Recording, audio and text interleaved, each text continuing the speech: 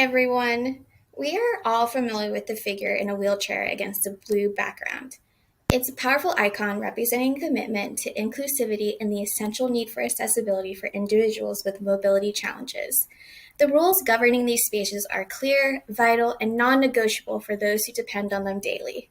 My intention today is not to challenge those rules, but rather to expand our empathy, to look at the spirit of accessibility, and consider who else might benefit from a moment of grace in a shorter walk to the door. I'm here to advocate for a simple, compassionate adjustment in our communal mindset, the positive use of handicapped parking spaces by pregnant women, specifically those in their third trimester or facing complications. This suggestion often sparks a quick, sharp reaction. Those spaces are reserved for the disabled. Pregnancy isn't a disability, and technically, in legal sense, they are correct. Pregnancy is a natural, beautiful human condition, not a federally recognized disability under the letter of the law that mandates these parking spots. But let's talk about the reality of late-term pregnancy. Let's move beyond the legal lexicon and enter the world of physical reality, empathy, and practical accessibility. Consider the physical burden. During the third trimester, a woman's body undergoes extreme changes. She is carrying not just extra weight, but a growing human being, an entire ecosystem of life. Her center of gravity is off, her ligaments are loose and painful, and even her lung capacity is compressed. Imagine simple tasks like bending over, tying a shoe, or even just walking a long distance becomes a significant physical undertaking. Now imagine this woman trying to navigate a sprawling parking lot on a hot July afternoon, like a woman in Florida who sparked change in her state. It's not just an inconvenience, it's a physical risk. Swelling ankles, risk of dizziness, the potential for premature contractions brought on by exertion. We talk about accessibility for mobility impairment, in this case, that final trimester. The whole purpose for those blue signs is for accessible parking designed to mitigate risk and enable function for a specific group.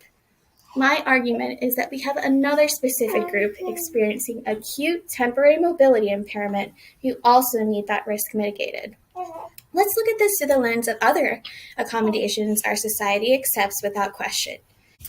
When we see a temporary parking pass given to someone who has just had knee surgery or a broken leg, we nod in understanding. That person's disability is temporary. It's an injury, a short-term condition. We accept that their need for proximity and safety is valid. Why is late-term pregnancy treated differently? The pain, the difficulty walking, the physical vulnerability are all real and acute. We grant leniency for a broken bone. Why not for the creation of life? I'm not asking for a complete legal overhaul of the system today. I'm asking for a shift in culture and compassion, like the mindset accepted by states like Florida and Illinois. Just recently in Ohio House Bill 450 was proposed. This bill would allow pregnant women to obtain a removable windshield placard for accessible parking. This bill, sponsored by Representatives Heidi Workman and Adam Matthews, would enable women to apply for a permit from the Ohio Bureau of Motor Vehicles with a healthcare provider's verification, and it would be valid for 1 year per pregnancy. This measure is currently in the House Children and Human Services Committee for consideration. What the bill proposes, the House Bill 450 would create a new placard for pregnant women to use accessible parking spaces. That means any pregnant woman can apply with a healthcare provider's certification confirming the pregnancy by providing a due date. The placard would be valid for 1 year, it would not be renewable, but a woman could get a new one for a subsequent pregnancy. The placard would cost about $8, which is a little less than what Florida and Illinois are currently charging their pregnant women. This bill has been introduced and assigned in the House Children and Human Services Committee.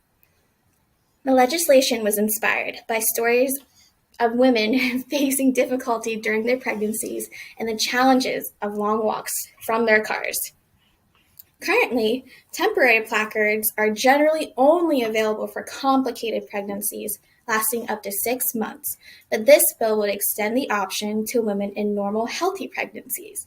Like I stated before, Florida and Illinois have already passed similar laws. Next, let's consider the economic burden. Many expectant mothers work right up until their due dates. For retail workers, nurses, teachers, jobs that require them to be on their feet, every safe step matters. Providing a closer parking space isn't a special favor. It's a practical measure that supports a healthy pregnancy and a healthy workforce. We should be doing everything we can to reduce stress on expectant mothers, not increasing it by forcing them to walk half a mile across a parking lot when they're 8 months pregnant. Some communities and private businesses have already realized this. You may have seen stork parking or expectant mother parking spaces appear near the entrances of hospitals, shopping malls, and large retail stores. These exist outside the mandated accessible parking spot, and it demonstrates an understanding that proximity is an accommodation that benefits pregnant individuals. This concept isn't radical. It's an application of empathy. It's recognizing that the intent of accessibility to bridge the gap between physical limitation and functional living can and should apply to those undergoing significant temporary physical stress. I'm advocating for a system where perhaps through a temporary permit system facilitated by a doctor's note, similar to those used for temporary injuries, a pregnant woman could utilize an accessible spot if one is available and if those with permanent mobility needs are already accommodated. This requires judgment and grace, not a rigid application of the rules. Ultimately, this is about building a more compassionate community, a community that supports life from the very beginning, a community that doesn't force a vulnerable, heavily pregnant woman to search for the farthest spot in the rain.